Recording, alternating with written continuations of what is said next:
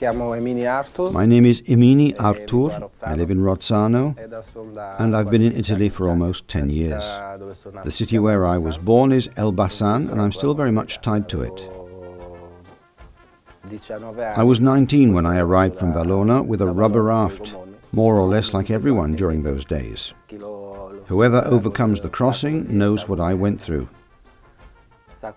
And once I arrived here, well, I very slowly got used to the local life, especially because at that time I was living with my sister.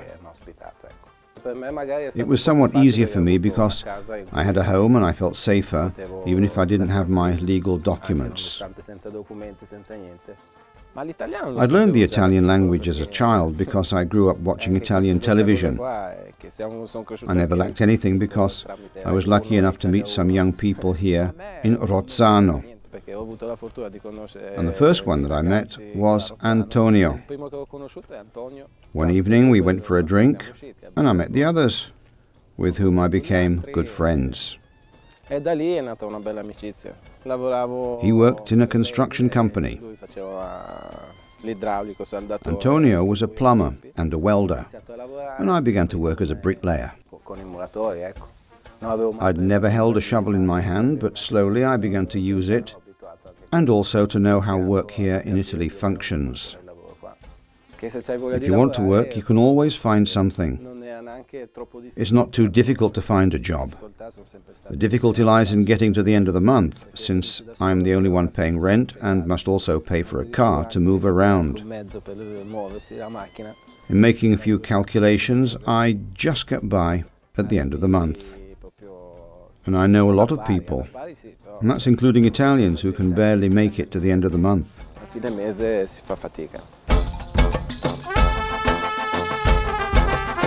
The problem of legal papers has always been difficult, because we aren't even free to pick a job we like, or that we can do in all tranquility.